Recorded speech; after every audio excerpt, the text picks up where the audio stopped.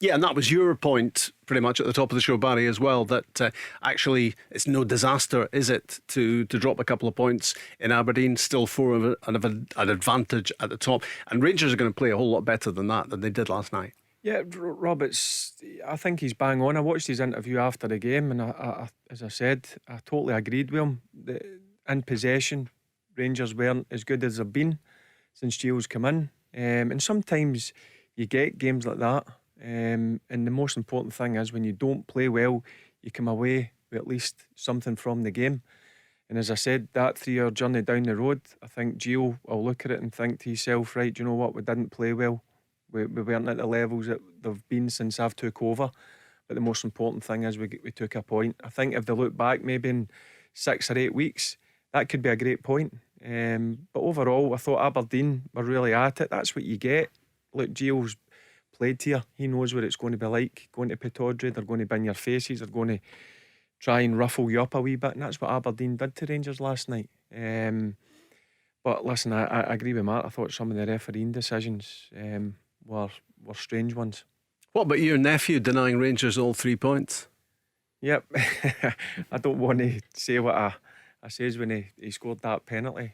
But listen, the penalty's got to be retaken because the ball moved. It was clear that the ball moved. Look, Lewis put it away really well. But listen, it should have been retook, no doubt about it. Should Rangers have made more of a fuss about that? Because I was surprised. Because I think looking at Kevin Clancy when it happened, he just had a thought in his mind that he was going to get it retaken and then decided against it. I was surprised that none of the Rangers players did go to him and mention it, because obviously that when you're standing at the edge of the box, you're focused on the ball, and once the ball struck, that's when you make your move into the box. Hopefully that Alan McGregor saved it, or it hits off a post, then you can obviously clear it. So I was surprised, but it was clear that the ball certainly moved.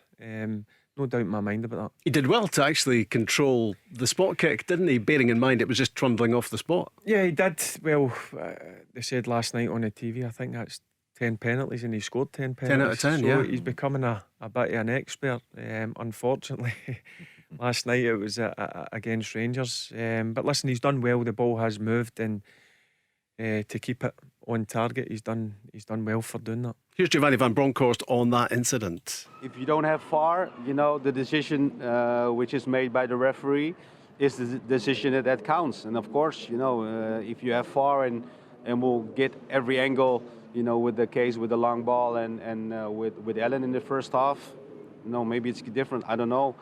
With the penalty, we saw the wind. It's windy here. We saw the ball moving, and maybe with VAR it had to be taken over, but it's the way it is. We have to accept the decisions by the referee and move on. It's pretty frustrating, isn't it, Mark? I mean, you've mentioned it already right at the top of the show. VAR, we just need it so badly. It would have sorted that incident with the ball moving, and it would have sorted the McGregor versus Hedges incident. I mean, it would just have taken seconds, wouldn't it, really, to look at reruns to know that there was contact. Yeah, I think there was first of all, I think it was a penalty kick, the handball against Morelos. I think that's the right call. Apart from that, I don't really think there was anything right. Penalty should have been retaken. Aberdeen should have had a penalty in the first half. McGregor on Hedges. Now, well, that's also a red card for McGregor. I don't know. That would be up to the referees to really, the letter of the law on that one. Was it a red card, 2 yellow cards for Ryan Kent? No, I don't even think there was 1 yellow card in that. Never mind 2. And I was surprised Ryan Kent wasn't making more of it. I don't know how angry would have been if that was me in that situation. So I thought that was a wrong call from the referee. I also think Giovanni van Bronckhorst has taken it very well, considering. But I think there'd be many other managers that would have been giving Kevin Clancy and the officials a hard time, because I don't think it was a red card. But I do think Rangers have got away with one in the first half. McGregor on Hedges. And I also think it was a penalty kick for Morelos. Now I know, again, by the letter of the law, I think you automatically get booked, but I think it's harsh to book him. His arm has kind of moved towards it a bit, but I thought it was unfair to book him. But anyway, not a great night for the officials in an important game.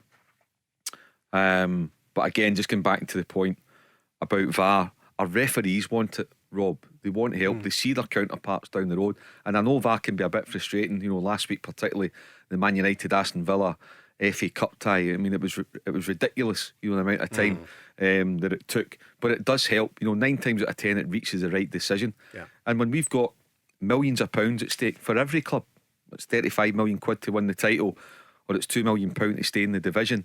There's been far too many decisions, as you know. You're up and down the country seeing games at Barry's level in League One as well. There's too many costly mistakes being made, and it's people's livelihoods on the line. You know, it's not just about losing a point or losing 3 points.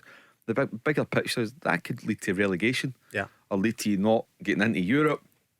The knock-on effect of that is people lose jobs, managers' budgets could be slashed, etc., etc. You know, just get VAR in, get the wheels in motion, get the vote done. The clubs want it as well. Yes, it's going to be a struggle to finance it, but surely to goodness, for the good of our game, you find a way to go and get it done. Tell Alexa to launch Go Radio or listen on the Go Radio app.